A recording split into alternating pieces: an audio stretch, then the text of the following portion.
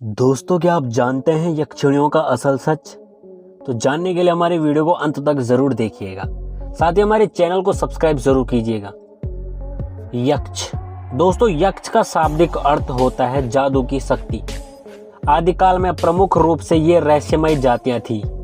देव, दैत्य, दानव, यक्ष, गंधर्व, अप्सराएं, पिशाच, किन्नर, वानर, ऋक्ष, भल्ल, किरात, नाग आदि, ये सभी के पास रहस्यमयी ताकत होती थी और ये सभी मानवों की किसी न किसी रूप में मदद करते थे। देवताओं के बाद देवीय शक्ति के मामले में यक्ष का ही नंबर आता है। कहते हैं कि यक्षिणियां सकारात्मक शक्तियां होती हैं तो पिशाचनियां नकारात्मक। बहुत से लोग यक्षिणियों को भी किसी भूत प्रेतनी की तरह मानते हैं, लेकिन ये सच नहीं है। रावण के सौतेले भाई कुबेर एक यक्ष थे, जबकि रावण एक राक्षस। महर्षि पुलस्त्य के पुत्र विश्रवा की दो पत्नियां थीं, इलविला और केकसी।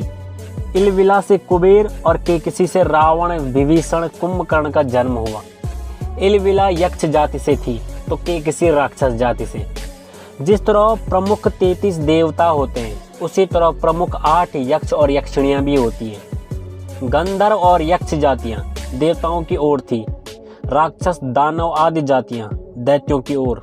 यदि आप देवताओं की साधना करने की तरह किसी यक्ष या यक्षिणियों की साधना करते हैं तो यह भी देवताओं की तरह प्रसन्न होकर आपको उचित मार्गदर्शन या फल देते हैं। उल्लेखनीय है कि जब पांडव दूसरे वनवास के समय वन भटक रहे थे, तब एक यक्ष से उनकी भेंट हुई, जिसने युधिष्ठिर से विख्यात यक्ष प्रश्न किए थे।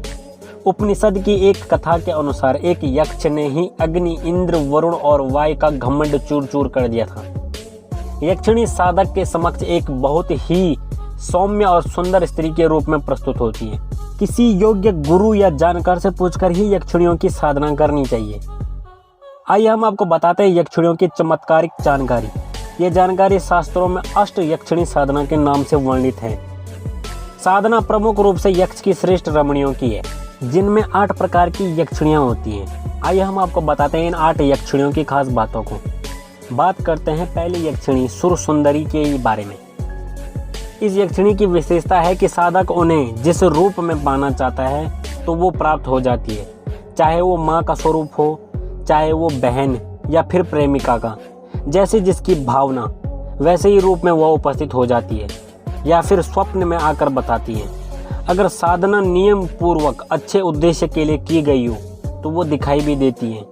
ये यक्षिणी सिद्ध होने के पश्चात साधक को ऐश्वर्य, धन, संपत्ति आदि प्रदान करती है। देव योनि के समान सुंदर सुडौल होने के कारण इसे सुर सुंदरी यक्षिणी कहा गया है। दूसरी यक्षिणी है मनोहरिणी यक्षिणी। इस यक्षिणी को सिद्ध होने के बाद ये व्यक्तित्व को ऐसा सम्मोहक बना देती है कि वो दुनिया को अपने सम्मोहन पास में बांधने की क्षमता हासिल कर लेता है। वो साधक को धन आदि प्रदान कर उसे संतुष्ट करती है। मनोहारिणी यक्षिणी का चेहरा अंडाकार, नेत्र हरिण के समान और रंग गोरा होता है। उनके शरीर से निरंतर चंदन की सुगंध निकलती रहती है। तीसरी यक्षिणी है कनकावती यक्षिणी। इस यक्षिणी को सिद्ध करने के पश्चात साधक में तेजस्विता और प्रखरता आ जाती है। फिर वो विरोधी को भी मोहित करने की क्षमता प्राप्त कर लेता है। ये यक्षिणी साधक की हर मनोकामना को पूर्ण करने में सहायक होती है। माना जाता है कि ये यक्षिणी लाल रंग के वस्त्र धारण करने वाली 16 वर्षीय बाला स्वरूप है। चौथी यक्षिणी है कामेश्वरी यक्षिणी। ये यक्षिणी साधक को पौरुष प्रदान करती है और पत्नी सुख की कामना करने पर पूर्ण पत्नीवत रूप से उपस्थित होकर साधक की इच्छा पूर्ण करती है। साधक को जब भी किसी चीज की आवश्यकता होती है तो वो तत्क्षण उपलब्ध कराने में सहायक होती है। यह यक्षिणी सदैव चंचल रहने वाली मानी गई है। इसकी यौवन युक्त देह मादकता छलकती हुई बिंबित होती है। 5वीं यक्षिणी है रति प्रिया यक्षिणी। इस यक्षिणी को प्रफुल्लता प्रदान करने वाली माना गया है। रति प्रिया यक्षिणी साधक को हर क्षण प्रफुल्लित रखती है और उसे दृढ़ता प्रदान करती है। साधक साधिका को ये कामदेव और रति के समान सौंदर्य की उपलब्धि कराती है। इस यक्षिणी की देह स्वर्ण के समान है, जो सभी तरह के मंगल आभूषणों से सुसज्जित होती है। छठी यक्षिणी है पद्मिनी यक्षिणी।